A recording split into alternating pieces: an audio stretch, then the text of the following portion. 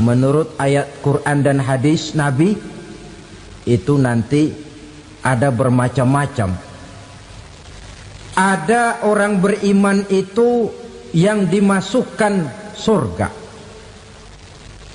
Ada orang beriman itu yang dimasukkan ke dalam surga. Ada orang beriman itu yang disebut penduduk surga. Kenapa lain-lain, Pak? Karena waktu di dunia amalannya juga lain-lain. Ada orang beriman yang masuk surga. Ini paling murah tiketnya. Mau masuk surga? Kata Nabi begini, ma min abdin qala la ilaha illallah thumma mata ala dhalik illa dakhalal jannah. Kalau seorang hamba sudah mengucap dua kalimat syahadat, dia yakin dengan kebenaran kalimat itu sampai matinya, orang itu akan masuk surga. Abi Dzar yang waktu itu diajak bicara heran, ya Rasul kok gampang betul? Iya. Walaupun orang itu mencuri, iya. Walaupun orang itu berzina, iya. Biar dia mencuri, biar dia berzina, kalau dia sudah mengucap dua kalimat syahadat, dia yakin dengan kebenaran kalimat itu sampai matinya, itu orang akan masuk surga. Jadi masuk surga cukup dua kalimat syahadat, yakin sampai mati, masuk surga. Itu perkara masuk. Tapi kalau pertanyaannya diterusin, masuknya kapan, Pak? Nah, ini lain lagi urusannya. Sebab ada yang masuknya itu langsung, ada yang mampir dulu. Di sana tempat cuma dua, kalau tidak surga, neraka. Mau ke surga tapi mampir dulu, yang mampirnya jelas di neraka. Kenapa? Dalam hadis qudsi ada riwayat, nanti itu di akhirat, setelah Allah selesai mengatur penduduk surga masuk surga, yang neraka masuk neraka, Allah berkata kepada malaikat Malik, malaikat Malik, labaik ya Allah, itu bajingan-bajingan tengik, manusia-manusia durjana yang waktu di dunia tidak mau sujud, jauh dari ulama, gemar melakukan yang munkarat dan maksiat, hidup di tengah masyarakat selalu jadi bibit keonaran, kufur, sudah masuk neraka semua. Sudah ya Allah. Nah, kalau sudah, coba sekarang kamu masuk, Malik. Saya, iya, masuk neraka. Mau apa ya Allah? Kata Allah, akhriju minan nar man kana fi qalbihi misqala habatin min khardalin min iman. Kau masuk neraka, cari di dalam neraka orang-orang yang ada imannya walaupun kecil sebesar biji zarah, angkat mereka keluar. Masuk malaikat Malik ke neraka, cari orang yang ada imannya, korek-korek. Ya repot, udah pada gosong. Yang ada imannya diangkat ke atas, yang ada imannya diangkat ke atas, lalu dimandikan di Nahrul Hayat, namanya sungai kehidupan di akhirat nanti. Cakep lagi rupanya, bersih lagi wajahnya, apel di hadapan Allah. Kata Allah, bagaimana mas? Kapok nggak sampean? Kapok ya Allah. Nah, kalau kapok, idhab fadkhulil jannah, pergi masuk surga sana. Berangkat mereka ke surga, ketemu sama teman-temannya yang udah sampai lebih dulu, yang nggak pakai mampir lagi. Terjadi dialog. Kata teman-temannya yang udah pada nyampe duluan, mas, iya, emang baru sampai? Saya baru sampai. Memang mampir di mana dulu mas? Kita sudah lama sampai di surga. Saudara buka surah Al-Muddatsir ayat 34-35. Ma salakakum fis saqar? Kenapa kamu mampir di neraka Saqar? Qalu lam naku minal musallin. Mereka menjawab, kami mampir di neraka Saqar mas, gara-gara dulunya kami waktu di dunia ndak pernah sholat. Ndak pernah sholat? Ndak pernah. Kan rumahnya dekat masjid, cuma dekat doang mas. Sholat mah enggak saya. Enggak pernah ngasih makan fakir miskin, enggak pernah hadir di majelis taklim, pendeknya enggak pernah melakukan kebajikan, maka saya pun mampir di neraka sakor. Untung betul saya punya iman mas sedikit. Waktu hidup di dunia dulu saya pernah mengucap 2 kalimat syahadat, sekali-kalinya waktu mau kawin. Masya Allah. Untung saja kawin, kalau nggak kawin polos.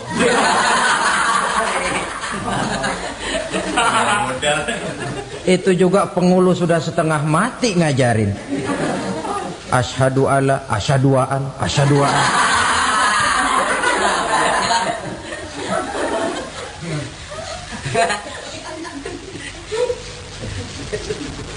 Ini namanya masuk surga, ada mampir dulu. Ada pula orang mukmin itu yang dimasukkan surga. Namanya dimasukkan kan terima beres. Saya masuk ke rumah, jalan sendiri, cari tempat sendiri. Saya dimasukkan ke dalam rumah, terima beres. Pokok ada di dalam, itu dimasukkan namanya. Nggak pakai mampir. Tapi tentu tiketnya lebih mahal ketimbang yang pertama tadi. Apa kata Allah? Innal ladzina amanu wa amilus salihat la ukaffiranna anhum sayyi'atihim wa la udkhilannahum jannah. Sesungguhnya orang-orang yang beriman kemudian beramal soleh, kami hapuskan segala dosa dan kesalahannya, kami masukkan mereka ke dalam surga. Lihat ayatnya, Allah yang memasukkan, kita yang dimasukkan. Tidak pakai transit, tidak usah mampir.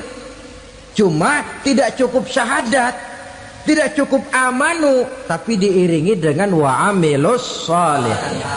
Iman, amal. Tidak cukup syahadat, lalu dibuktikan dia sholat, dia zakat, puasa, lalu dia melakukan berbagai macam kebajikan. Ini yang menyebabkan dia tidak pakai mampir di tempat yang bernama sakor. Lalu ada pula orang mukmin itu yang disebut penduduk sorga. Wah, ini sudah VIP ini. Ashabul jannah, penduduk sorga. Siapa mereka? Kata Allah, innal ladzina amanu summa istaqamu fala khaufun alaihim wala hum yahzanun ulaika ashabul jannah hum fiha khalidun. Sesungguhnya orang-orang yang beriman lalu istiqamah, tetap dalam melaksanakan perintah Allah, tidak goyang, tidak labil tapi stabil, istiqamah, mereka tidak takut dan tidak bersedih hati. Merekalah penduduk surga. Iman, istiqamah. Tidak punya duit, sembahyang. Banyak duit, sembahyang. Miskin, sembahyang. Kaya, tetap sembahyang. Istiqamah. Kadang orang kalau susah rajin ke masjid, banyak duitnya ngelihat masjid melengos. Waktu miskin hamba Allah, setelah kaya jadi hamba harta. Bergeser, tidak ada nilai istiqomahnya. Saudara-saudara, dengan begitu penduduk neraka itu dua. Ada penduduk permanen, ada penduduk yang semi permanen. Yang semi permanen orang-orang beriman yang mempunyai dosa besar. Mereka masuk ke neraka untuk menerima azab sesuai dengan dosanya. Bila selesai masa azab itu, mereka akan diangkat untuk ditempatkan kembali ke dalam surganya Allah Subhanahu wa ta'ala. Nah, dikala itulah saudara-saudara, ada yang disebut syafaat dari Rasulullah Sallallahu Alaihi Wasallam. Tapi tentu jangan lupa, syafaat ini ibarat kain menambal dia. Kita punya kain bolong-bolong sedikit, syafaat yang menambal. Sholat kita ada kurang dikit, sedekah kita ada campur riak dikit, amalan kita ada tidak karena Allah dikit, kita berharap syafaat. Jadi biarlah kain masih bolong-bolong, yang penting punya kain. Tapi kalau kainnya tidak ada, yang ditambal apanya? sholat tidak, puasa tidak, zakat tidak, berharap syafaat saja. Ya, terlalu berlebihan itu. Saudara hadirin yang saya hormati, apabila selesai proses penghisaban, proses penghitungan, maka dikala itulah manusia terbagi dalam dua kelompok besar. Fariqun fil jannah wa fariqun fis sa'ir. Sekelompok orang-orang beruntung yang masuk ke dalam surga, dan sekelompok lagi masuk ke dalam neraka. Ibu-ibu, saudara-saudara kaum muslimin rahimakumullah. Pada pertemuan yang lalu sudah saya jelaskan bahwa hidup selalu berakhir dengan kematian. Apabila datang kematian menimpa seseorang, datanglah kiamat baginya. Itu yang disebut dengan kiamat kecil. Hakikatnya mati adalah perpindahan dari kehidupan di dunia ini menuju kehidupan di alam barzakh. Menunggu kita di alam barzakh sampai datangnya saat kiamat. Entah 10 tahun, entah 100 tahun, entah 1000 tahun, hanya Allah saja yang maha tahu. Adapun orang-orang beriman yang melakukan amal kebajikan dalam kehidupan di dunia ini, masa penantian yang lama di alam barzakh buat mereka sebentar saja. Tetapi bagi orang-orang kafir yang ingkar, yang tidak beriman kepada Allah, yang hidup di dunia cuma menumpuk-numpuk dosa, tentu penantian di alam barzakh akan merupakan waktu yang sangat lama. Bukankah dalam kehidupan kita waktu itu memang relatif? Contoh misalnya, bagi pemuda-pemudi yang sedang duduk asyik memadu cinta, waktu 4-5 jam saja rasanya cuma 4-5 menit. Tenggelam oleh keasikan. Tapi buat orang yang berbaring di rumah sakit, meratap di balik-balik apa itu tembok derita kata lagu, di balik dinding-dinding penjara, sehari bagai seminggu, seminggu rasa sebulan, sebulan boleh jadi rasa setahun. Penantian yang sangat lama. Kapan kiamat itu akan datang? Ini rahasia Allah. Jangankan kita yang orang awam, baginda Nabi sendiri tidak diberitahu oleh Allah kapan kiamat itu akan terjadi. Tetapi sungguh pun demikian, banyak hadis-hadis yang menjelaskan ciri atau tanda-tanda datangnya kiamat. Nah, kalau sudah bicara soal tanda, tanda kiamat itu ada dua. Pertama yang disebut alamatus sughra, tanda-tanda kecil. Ini waktunya masih ada tenggang. Ada yang dinamakan alamatul kubra, tanda-tanda besar. Artinya kiamat sudah diambang pintu. Apa tanda-tanda kecil dari datangnya hari kiamat itu? Misalnya kata Nabi, apabila ilmu sudah diangkat oleh Allah, artinya apabila ulama sudah banyak wafat, minat orang belajar agama berkurang, lalu kebodohan nampak merajalela di mana-mana, zina dikerjakan secara terbuka, minuman-minuman keras jadi kebanggaan, itu termasuk di antara tanda-tanda kecil terjadinya hari kiamat. Apalagi misalnya iza waladatil ammatu rabbataha, apabila budak sudah melahirkan tuan. Apa maksudnya? Ada yang mentafsirkan apabila anak sudah bisa membudaki orang tuanya.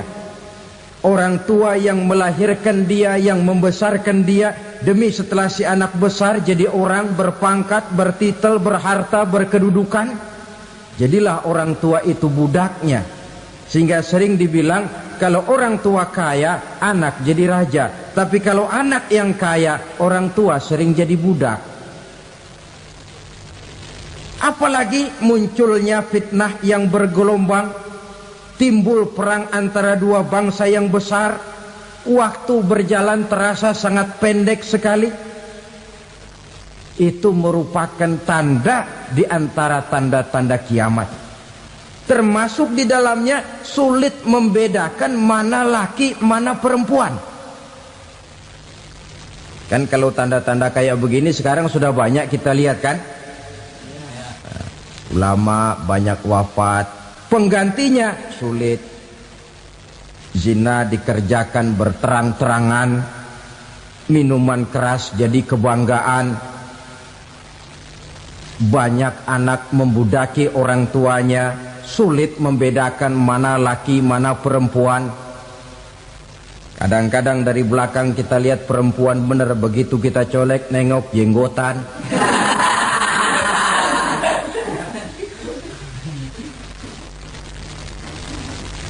Ini termasuk tanda-tanda kecil.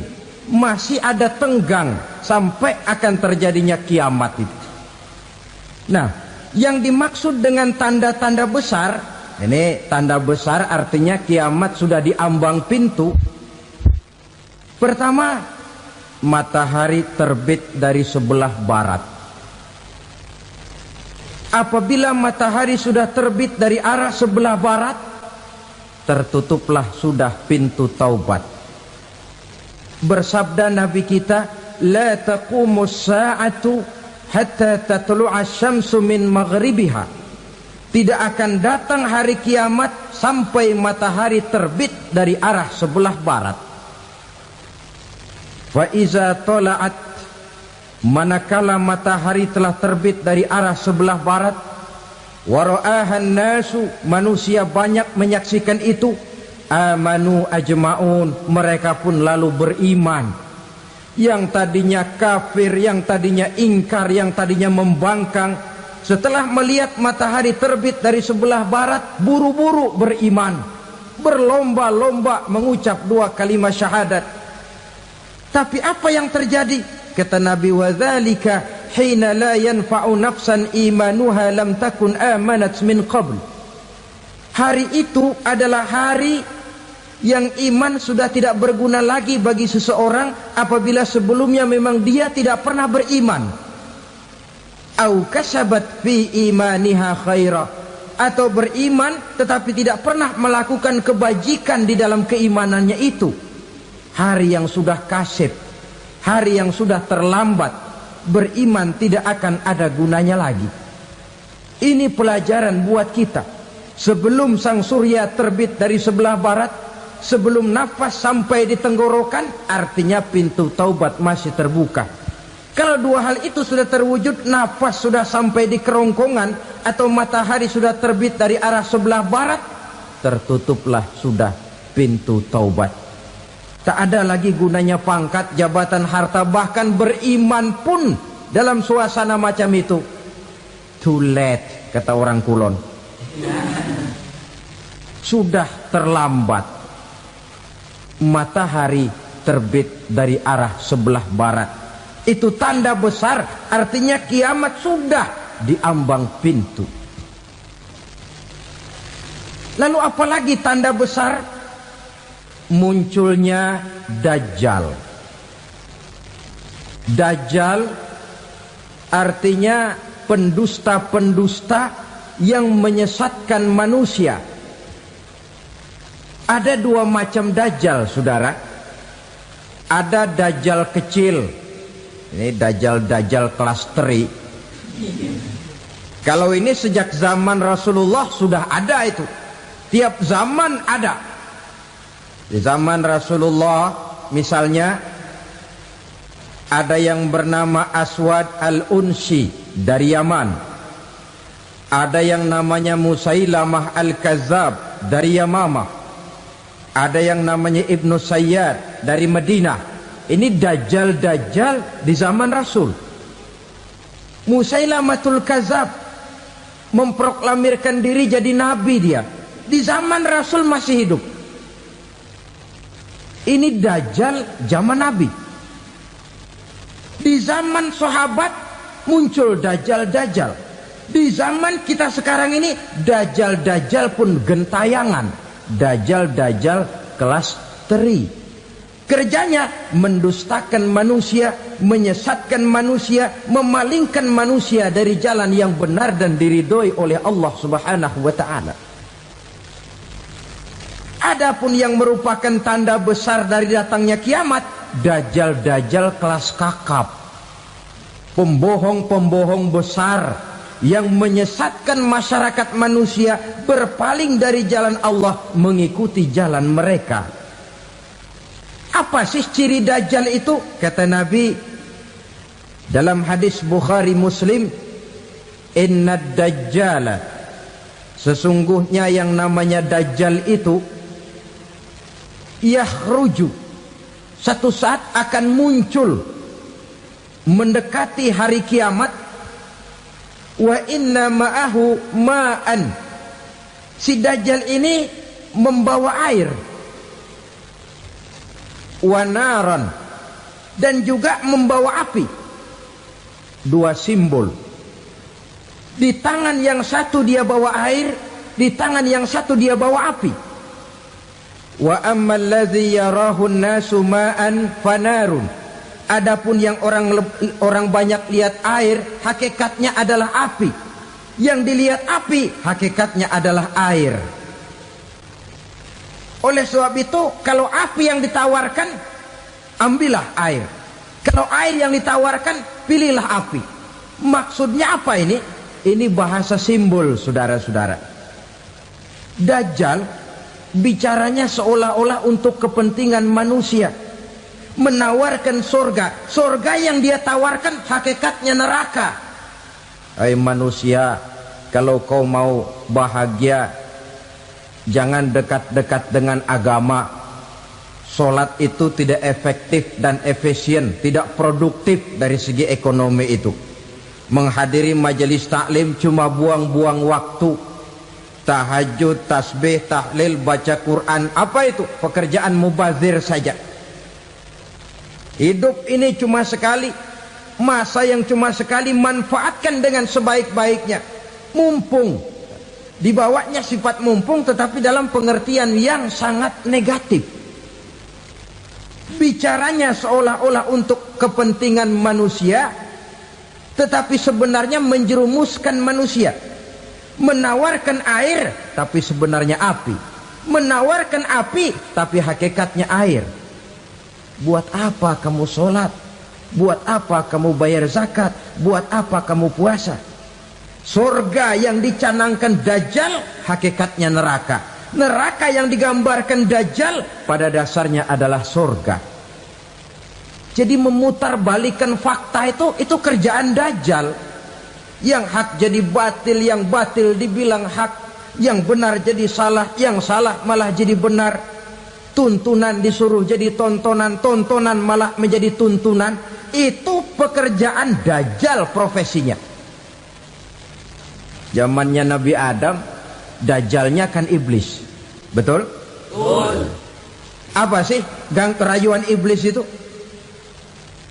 Allah setelah menciptakan Nabi Adam kan bilang, Adam, kau dan istrimu Hawa tinggal di surga ini. Seluruh fasilitas yang ada di surga persilahkan kau nikmati. Satu yang tidak boleh, jangan coba-coba dekati pohon khuldi. Dekat saja jangan, apalagi sampai memetiknya. Datang dajjal yang namanya iblis ini. Adam, kamu tahu nggak kenapa tidak boleh makan buah khuldi? Ya nggak tahu, pokoknya saya dilarang. Bodoh kamu Dam. Khuldun artinya kekal. Kalau kamu makan itu buah, kau akan kekal di surga buat selamanya. Allah tidak kepengen, maka dilarang kamu makan buah khuldi. Kalau kau ingin kekal di surga Adam, makan saja. Saya bicara begini ini untuk kepentingan kamu Adam. Ini kan ciri-ciri Dajjal. Bicaranya sih seolah-olah untuk kepentingan Nabi Adam, hakikat sebenarnya menjerumuskan Nabi Adam supaya ingkar dan melanggar larangan dari Allah Subhanahu wa ta'ala. Jadi setelah muncul Dajjal, timbul kekacauan-kekacauan di masyarakat. Banyak yang terpengaruh, terpedaya dan terpesona. Termasuk mereka yang memproklamirkan diri jadi nabi, mereka yang memproklamirkan diri jadi rasul di zaman sesudah Rasulullah wafat. Itu adalah Dajjal. Maka saya ingatkan, kalau di zaman kita sekarang ini ada orang ngaku jadi nabi, ada orang ngaku jadi rasul, biar bahasa Arabnya kental, Quran hafal, hadis ribuan hadis hafal, biar pakai serban sampai menyengser ke tanah, bahasa Arabnya fasih, tapi dia mengaku jadi nabi, jadi rasul, kita umat Islam wajib tidak percaya. Wajib untuk tidak percaya. Itulah Dajjal zaman kita sekarang ini. Tidak mustahil mereka datang mempengaruhi orang awam supaya berpaling dari Rasulullah, mengikuti mereka. Nah, di akhir zaman nanti, mendekati hari kiamat, Dajjal ini muncul. Dajjal kelas kakap, menyesatkan masyarakat manusia untuk berpaling dari Islam, mengikuti seruan mereka. Apalagi di antara datangnya kiamat itu, tanda yang besar itu, turunnya Nabiullah Isa Al-Masih, putra Maryam. Menurut berbagai hadis yang sahih, Nabi Isa Al-Masih nanti akan turun lagi. Tidak membawa risalah yang baru, tapi meluruskan risalah Islam ini yang telah banyak ditinggalkan oleh masyarakat. Bahkan ada hadis menjelaskan beliau akan membunuh Nabi, mematahkan kayu-kayu salib, lalu melaksanakan haji dan umrah mengikuti syariat Nabi Muhammad, bukan membawa agama baru. Menjadi semacam mujaddid, reformer, menyelamatkan manusia dari bisikan Dajjal. Bahkan ada riwayat yang menjelaskan bahwa Nabi Isa berhasil mengalahkan Dajjal, mengembalikan masyarakat manusia kembali kepada ajaran Islam yang datang dari Allah, dibawa oleh Rasulullah sallallahu alaihi wasallam. Dengan kata lain, turunnya Nabi Isa bukan sebagai nabi dan rasul baru, tetapi mengikuti syariat Nabi kita Muhammad sallallahu alaihi wasallam. Saudara hadirin, ibu-ibu hadirat yang saya hormati, kemudian apalagi di antara tanda-tanda besar akan datangnya kiamat itu? Keluarnya asap atau awan. Kata Nabi, inna min asrati sa'ah dukhanan yamla'u ma bainal masyriqi wal maghrib. Di antara tanda-tanda kiamat, munculnya awan antara langit dan bumi. Ini pun diperkuat dalam surah Ad-Dukhan ayat 10. Fartaqib yauma ta'tis sama bidukhanin mubin fayughshan nas hadza azabun alim. Bagi orang-orang yang beriman, mereka biasa-biasa saja. Tapi bagi orang kufur, datangnya asap dan awan ini merupakan azab yang kelewat pedih. Barangkali sedikit mendekati gambaran tentang azab yang pedih ini, saya ingatkan alam pikiran kita kepada peristiwa yang belum lama terjadi. Pernah dengar berita bocornya reaktor nuklir di Chernobyl, Uni Soviet? Pernah dengar? Nah, bocornya reaktor nuklir di Chernobyl yang mengakibatkan ratusan bahkan sangat mungkin ribuan nyawa. Cuma satu reaktor. Bagaimana kalau seluruh cadangan nuklir yang dimiliki oleh para negara adikuasa ini diledakkan? Bahkan yang konon menurut catatan cadangan nuklir yang dimiliki bersama oleh Amerika dan Rusia sekarang ini sudah sanggup memusnahkan 6 miliar manusia, 1,5 kali lebih banyak dari jumlah manusia yang nongkrong di permukaan bumi ini. Saudara-saudara hadirin yang saya hormati, lalu saat mendekati hari kiamat, apalagi tandanya? Setelah Nabi Isa wafat, pada saat turunnya yang kedua kali, lalu Allah meniupkan angin sejuk. Semua orang-orang beriman, orang-orang baik wafat, sehingga penghuni bumi ini cuma tinggal lagi terdiri dari orang-orang kafir. Tidak ada lagi di bumi ini yang bisa mengucapkan Allah. Sehingga dalam hadis qudsi itu ada keterangan, innallaha azza wa jalla yaqulu li Israfil. Allah pernah pesan kepada malaikat Israfil, kata Allah, Israfil, idza sami'ta qailan yaqul Allah Allah fa akhirin nafakh 40 sanatan ikraman liqailiha. Hai Israfil, apabila kau dengar di permukaan bumi masih banyak orang yang mengucapkan Allah Allah, maka tunda sangkakala kiamat itu 40 tahun. Untuk apa? Ikraman liqailiha, menghormati orang yang mengucapkan Allah Allah itu. Wah, jadi karena sekarang masih banyak yang mengucapkan Allah, besar hatilah kita, masih jauh kiamat itu. Tapi jangan lupa, kiamat pribadi, kiamat kecil itu yang gak kita sangka-sangka. Ajal datang mencabut nyawa, itu kiamat pribadi, dan itu yang pasti kita hadapi, dan itu yang membuat kita tidak boleh bersikap main-main di dalam kehidupan sekarang ini. Saudara hadirin yang saya hormati, tidak ada lagi orang-orang muslim. Seluruh penduduk dunia ini kafir. Lalu terciptalah struktur sosial yang berlandaskan prinsip hidup semau gue. Bakal terjadilah prinsip di mana yang kaya menyantap yang miskin, yang kuat menindas yang lemah. Hidup sudah bagaikan di rimba belantara, berlaku hukum rimba, siapa yang kuat dia yang menang, siapa yang lemah menjadi mangsa. Timbul kekacauan, maksiat merajalela, munkarat menjadi-jadi, sehingga isi bumi ini penuh dengan segala macam perbuatan dosa. Tidak ada perlunya lagi alam diperpanjang temponya. Datang saat yang sudah dijanjikan oleh Allah Azza wa Jalla, maka terjadilah yang disebut kiamat kubra, kiamat besar, kiamat ancur-ancuran. Bagaimana kejadian ini dimulai? Dalam surah Az-Zumar ayat 68, Allah subhanahu wa ta'ala berfirman, wa nufikha fis suri fasa'iqa man fis samawati wa man fil ardi illa man sya'allahu.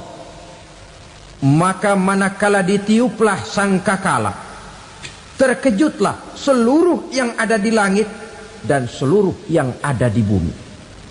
Bila saat kiamat datang, Allah perintah malaikat Israfil, Israfil, tiup sangkakalamu. Ditiuplah sangkakala oleh malaikat Israfil. Yang akibat daripada tiupan itu, seluruh yang ada di langit, seluruh yang ada di permukaan bumi terkejut. Yang ada di langit siapa? Malaikat kan. Bayangin aja kalau malaikat kaget, apalagi kita. Terkejut seluruh makhluk yang ada di bumi, yang ada di langit mendengar suara sangkakala itu. Bunyinya tidak sanggup kita bayangkan dahsyatnya. Ledakan nuklir, ledakan neutron, belum apa-apa ketimbang bunyi sangkakala malaikat Israfil ini. Nah, lalu mendengar bunyi sangkakala ini, gemparlah makhluk, kacaulah alam. Bumi gempa, planet-planet bertabrakan, gunung meletus, air laut tumpah ke darat, angin topan bertiup, halilintar menyambar. Lalu semua yang bernama hidup mati total. Mati bareng tanpa persiapan. La haula wala quwata illa billah.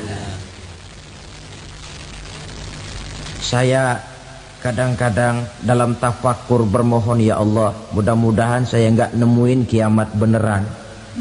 Ngeri. Tidak bisa kita bayangkan macam apa suasana seperti itu. Allah saja banyak memberikan gambaran, misalnya Al-Qari'ah, wa mal qari'ah, wa ma adraka mal qari'ah. Kejadian yang menggemparkan. Tahukah kamu apa kejadian yang menggemparkan itu? Yauma yakunun nasu kal farasil mabsus wa takunul jibalu kal ihnil manfus. Pada saat itu manusia berterbangan bagai kupu-kupu, gunung berterbangan seperti kapas ditiup angin. Gunung saja macam kapas, konon lagi manusia. Kematian total, mulai semut sampai gajah mati, jin mati, iblis mati, malaikat mati. Malaikat saja mati. Saudara hadirin yang saya hormati, kematian total yang tanpa persiapan. Orang bilang, Pak, kalau mati bareng begitu yang repot malaikat maut dong ya. Cabut sana, cabut sini.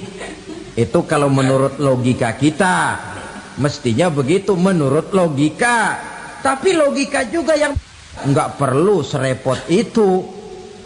Sebab untuk mematikan listrik di wilayah DKI, di wilayah Jakarta, nggak perlu tiap rumah didatengin, matiin, ya lama. Cukup dari kantor pusatnya saja PLN tekan satu tombol, gelaplah seluruh Jakarta. Saudara hadirin yang saya hormati, kematian total.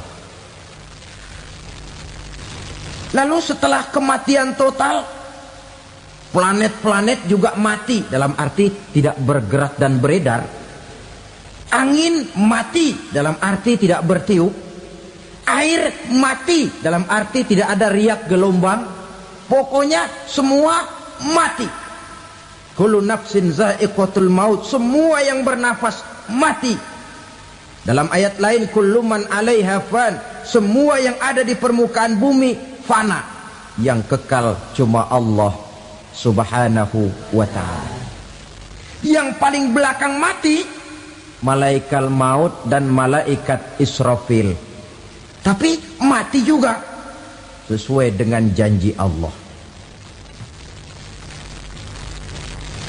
10 lamanya.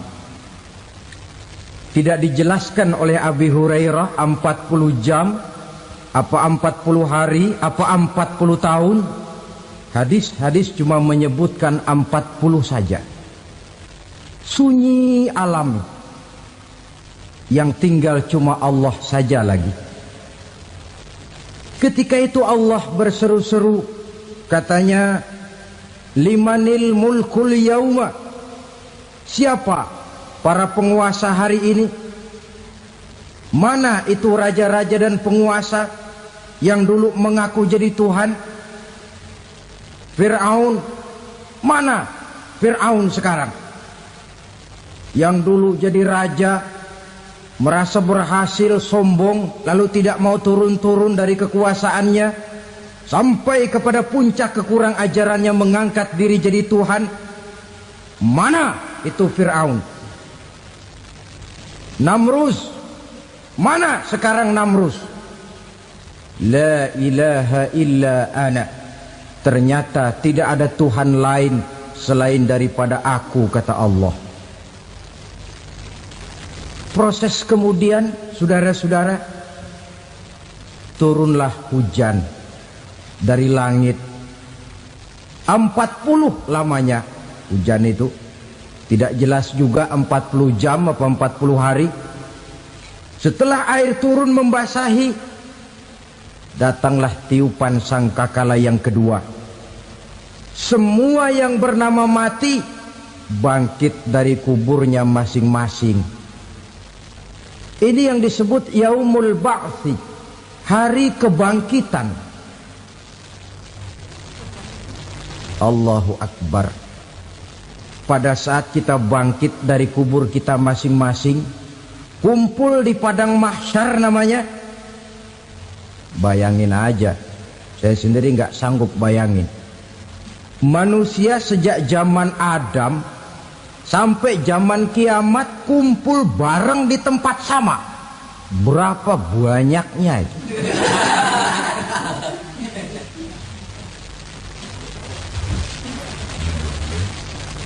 Dan yang luar biasa menurut satu riwayat, pada saat bangkit itu, Masya Allah, roman muka kita berubah, disesuaikan dengan amalan kita waktu di dunia ini. Barang siapa yang waktu di dunia amalannya itu amalan tikus, di akhirat nanti dia bangkit dari kubur, mukanya seperti muka tikus. Gagah betul badannya, tapi mukanya seperti tikus. Kenapa? Amalannya waktu di dunia seperti amalan tikus. Apa amalan tikus itu? Suka ngegeragoti barang yang sudah disimpan rapi-rapi. Orang sudah simpan uang rapi-rapi, simpan perhiasan rapi-rapi, digeragoti oleh tikus. Maling-maling, pencoleng-pencoleng, koruptor-koruptor. Itu nanti di akhirat nanti kita lihat mukanya seperti muka tikus. Oh ini waktu di dunia suka nyolong, mukanya seperti muka tikus. Barang siapa yang waktu di dunia ini amalannya itu amalan macan, dia akan bangkit nanti mukanya seperti muka macan. Apa amalan macan? Macan itu amalannya menang-menangan. Orang yang mau menang saja nggak mau mengalah. Coba lihat di hutan. Kenal hutan nggak? Di hutan, raja hutan di mana-mana pasti macan. Betul kan? Betul. Padahal hutan belum pernah bikin pemilihan umum. Tapi macan tidak peduli ada pemilihan umum apa tidak, pokok saya raja. Sebab apa? Macan jadi raja itu bukan karena benar, tapi karena kuat jadi raja. Setelah dia jadi raja, rakyat hutan yang mesti dilindungi malah dimakan oleh raja macan. Kambing rakyat hutan dimakan oleh macan. Ayam rakyat hutan dimakan oleh macan. Itu nanti kita lihat di akhirat itu mukanya seperti muka macan, gagah betul. Lalu barang siapa yang di dunia ini amalannya itu seperti amalan anjing, nanti dia punya muka seperti muka anjing. Apa amalan anjing? Pertama, anjing itu kalau disuruh jaga rumah, dia tidak bisa membedakan mana maling, mana tamu. Biar yang datang maling, kalau bawa tulang, anjing kalem. Yang kedua, anjing itu akan setia kepada siapa saja yang memberinya roti. Siapa yang memberinya roti, itulah majikannya. Apa kata majikannya, pasti dia laksanakan. Soal benar atau salah, dia tidak peduli. Setelah anjing dapat roti, dia tidak punya pilihan lain kecuali bilang, abdi mah kumaha juragan wae ayeuna mah.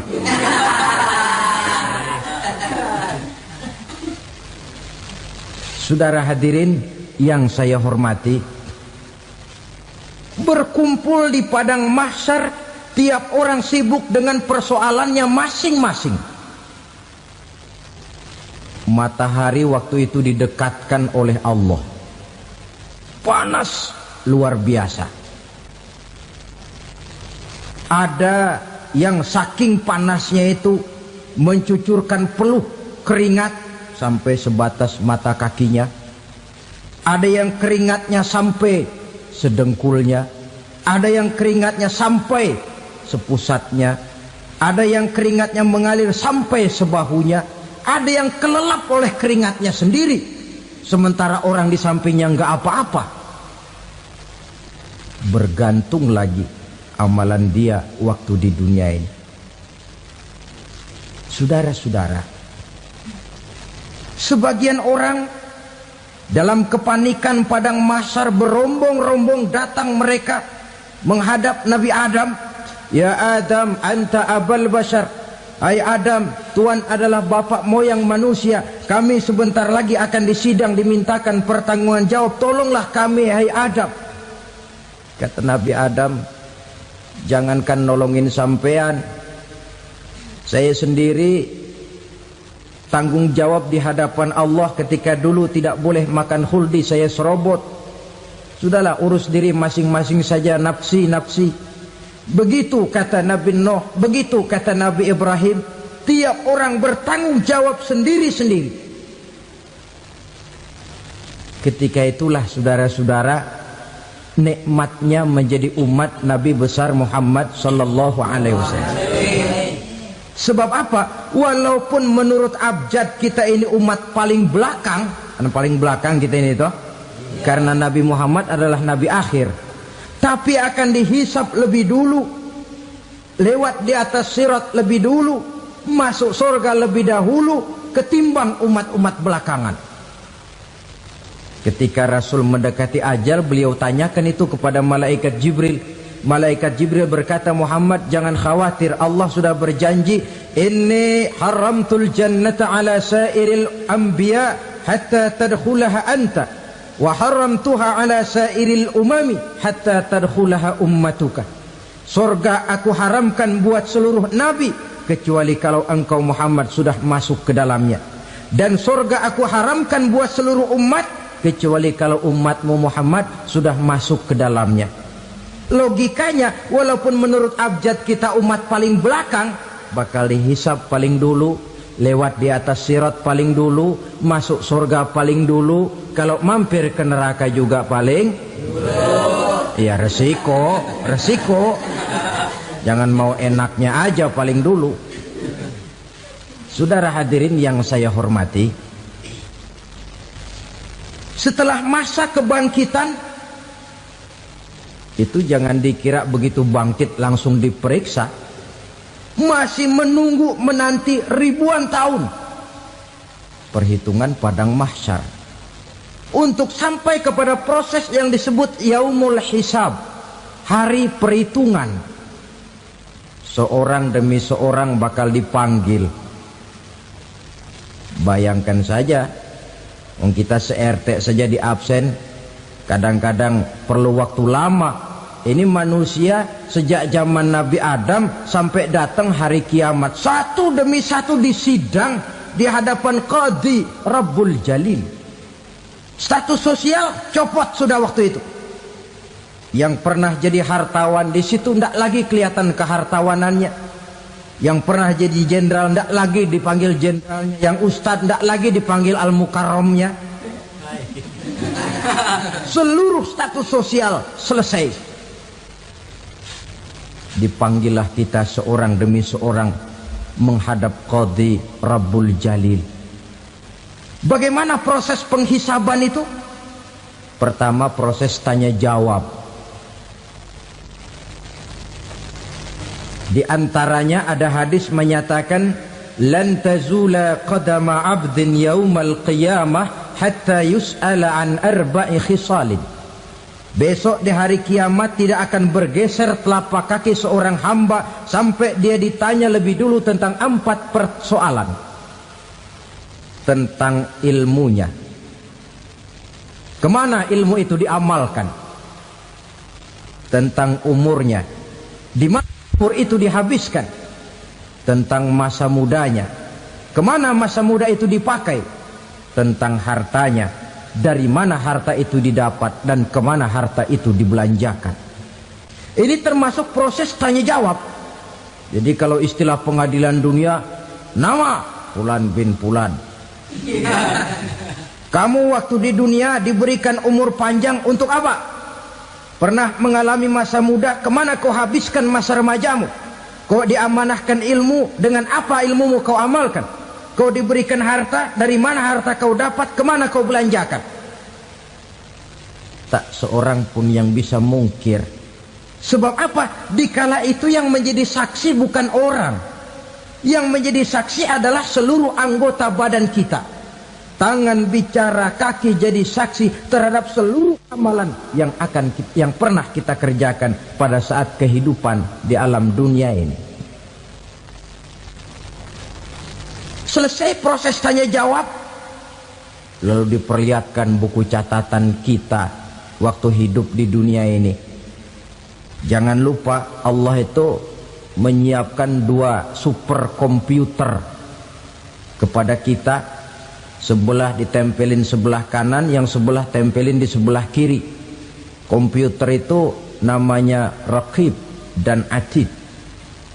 2 malaikat yang apabila baik kita lakukan, refleks saja akan menulis kebajikan kita. Jahat kita kerjakan akan tertulis. Catatan itu nanti diperlihatkan kepada kita. Waduh, alangkah malunya pada saat diperlihatkan catatan kita, buku rapot kita merah melulu. Barangkali diperiksa sambil diomelin, brengsek lo. Buku merah melulu begini, bagaimana waktu hidup di dunia? Tidak cukup diperlihatkan buku catatan kehidupan, rekaman kehidupan.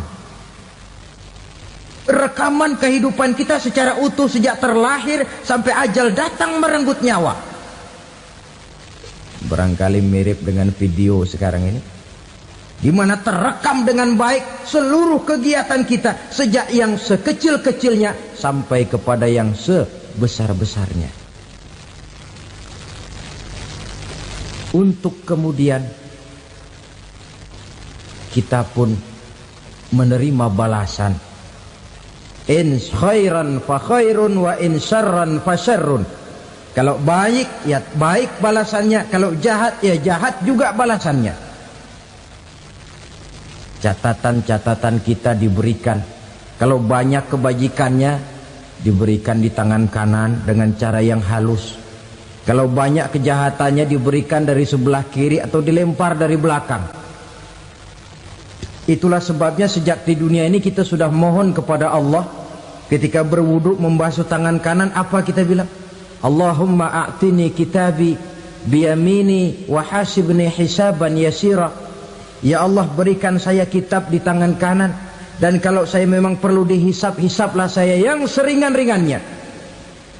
Tangan kiri berlindung kita kepada Allah, jangan sampai diberikan kitab di tangan kiri atau dari arah sebelah belakang. Wa a'udzubika an tu'tiya kitabi bishimali aw min wara'i zuhri, dari arah sebelah belakang. Na'udzubillah min dzalik.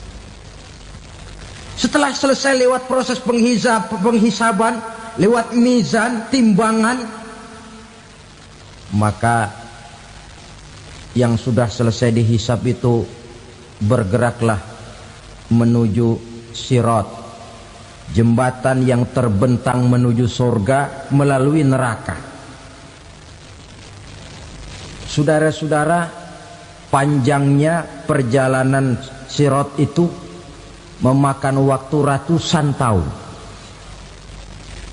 Tetapi orang yang lewat di atas sirat pun macam-macam, bergantung amalannya ketika di dunia ini.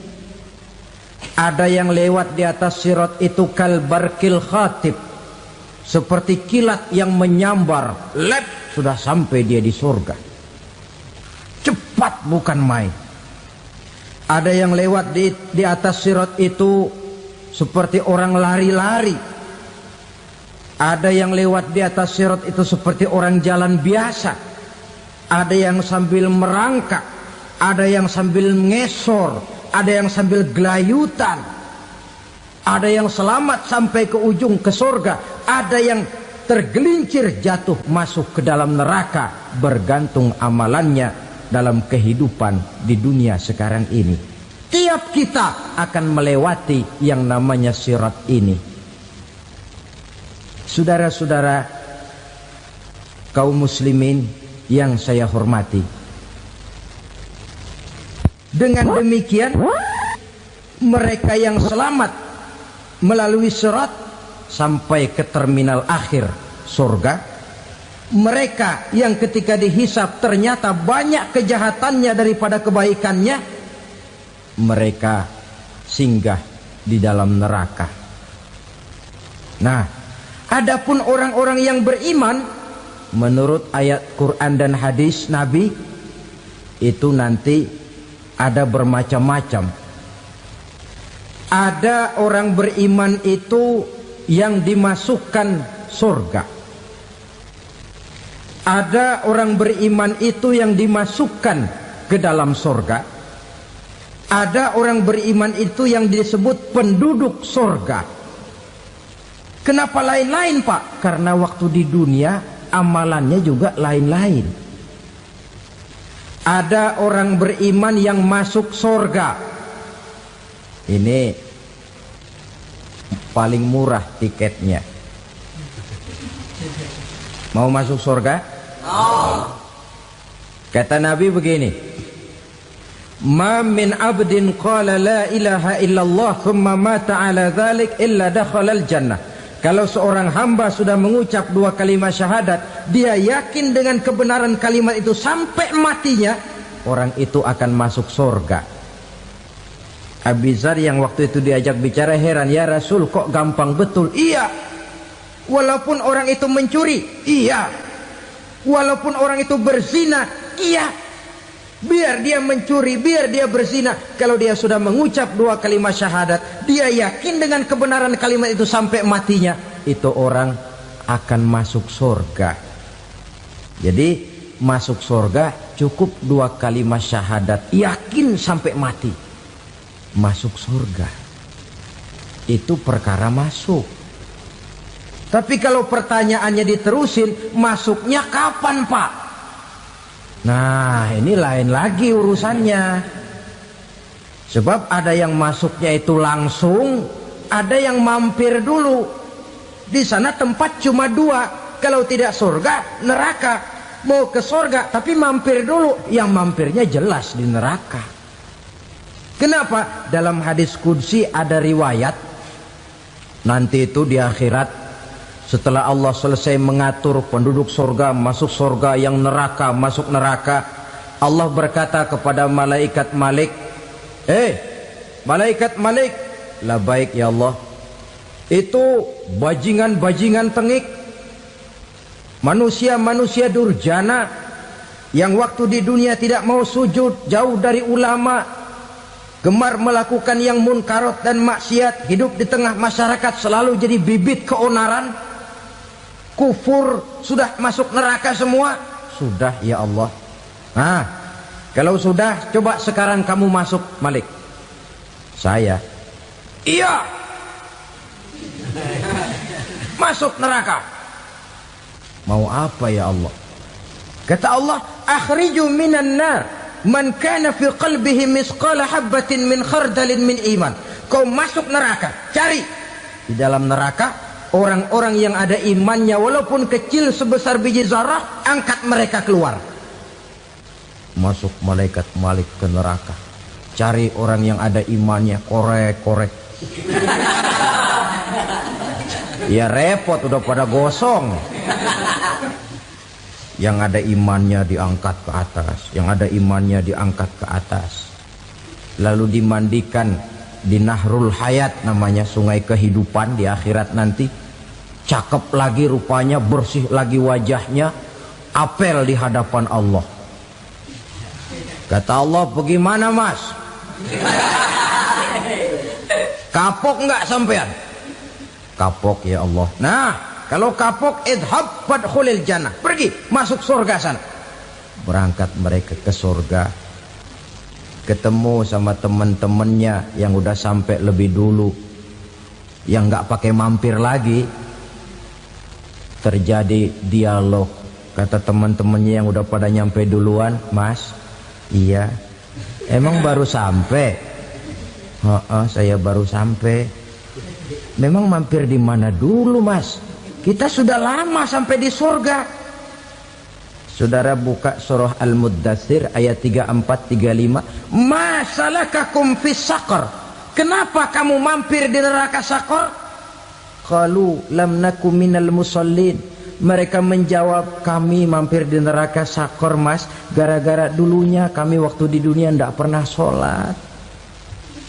Tidak pernah sholat? Tidak pernah. Kan rumahnya dekat masjid. Cuma dekat doang, Mas. Sholat mah enggak saya.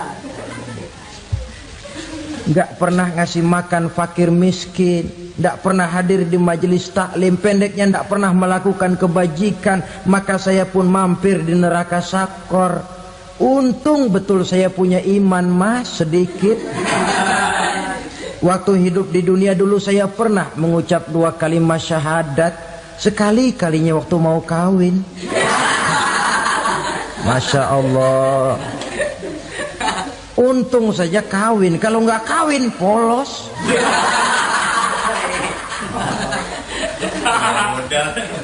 Itu juga pengulu sudah setengah mati ngajarin.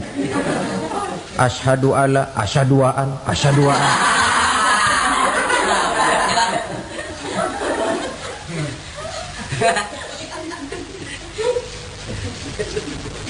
Ini namanya masuk surga, ada mampir dulu. Ada pula orang mukmin itu yang dimasukkan surga. Namanya dimasukkan kan terima beres. Saya masuk ke rumah, jalan sendiri, cari tempat sendiri. Saya dimasukkan ke dalam rumah, terima beres, pokok ada di dalam, itu dimasukkan namanya. Nggak pakai mampir. Tapi tentu tiketnya lebih mahal ketimbang yang pertama tadi. Apa kata Allah? Innal ladzina amanu wa 'amilus shalihat la ukaffiranna 'anhum sayyi'atihim wa la udkhilannahum jannah. Sesungguhnya orang-orang yang beriman kemudian beramal soleh, kami hapuskan segala dosa dan kesalahannya, kami masukkan mereka ke dalam surga. Lihat ayatnya. Allah yang memasukkan, kita yang dimasukkan. Tidak pakai transit, tidak usah mampir. Cuma tidak cukup syahadat, tidak cukup amanu, tapi diiringi dengan wa'amilus salih. Iman, amal. Tidak cukup syahadat, lalu dibuktikan dia sholat, dia zakat, puasa, lalu dia melakukan berbagai macam kebajikan. Ini yang menyebabkan dia tidak pakai mampir di tempat yang bernama Saqar. Lalu ada pula orang mukmin itu yang disebut penduduk surga. Wah, ini sudah VIP ini. Ashabul jannah, penduduk surga. Siapa mereka? Kata Allah, innal ladzina amanu summa istaqamu fala khaufun 'alaihim wala hum yahzanun ulaika ashabul jannah hum fiha khalidun. Sesungguhnya orang-orang yang beriman lalu istiqamah, tetap dalam melaksanakan perintah Allah, tidak goyah, tidak labil tapi stabil, istiqamah, mereka tidak takut dan tidak bersedih hati. Merekalah penduduk surga. Iman, istiqamah. Tidak punya duit, sembayang. Banyak duit, sembayang. Miskin, sembayang. Kaya, tetap sembahyang, istiqomah. Kadang orang kalau susah rajin ke masjid, banyak duitnya ngelihat masjid melengos. Waktu miskin hamba Allah, setelah kaya jadi hamba harta. Bergeser, tidak ada nilai istiqomahnya. Saudara-saudara, dengan begitu penduduk neraka itu dua. Ada penduduk permanen, ada penduduk yang semi permanen. Yang semi permanen orang-orang beriman yang mempunyai dosa besar. Mereka masuk ke neraka untuk menerima azab sesuai dengan dosanya. Bila selesai masa azab itu, mereka akan diangkat untuk ditempatkan kembali ke dalam surganya Allah Subhanahu wa ta'ala. Nah, dikala itulah saudara-saudara, ada yang disebut syafaat dari Rasulullah Sallallahu Alaihi Wasallam. Tapi tentu jangan lupa, syafaat ini ibarat kain menambal dia. Kita punya kain bolong-bolong sedikit, syafaat yang menambal. Solat kita ada kurang dikit, sedekah kita ada campur riak dikit, amalan kita ada tidak karena Allah dikit, kita berharap syafaat. Jadi biarlah kain masih bolong-bolong, yang penting punya kain. Tapi kalau kainnya tidak ada, yang ditambal apanya? Solat tidak, puasa tidak, zakat tidak, berharap syafaat saja. Ya, terlalu berlebihan itu. Saudara hadirin yang saya hormati, apabila selesai proses penghisaban, proses penghitungan, maka dikala itulah manusia terbagi dalam dua kelompok besar. Fariqun fil jannah wa fariqun fis sa'ir.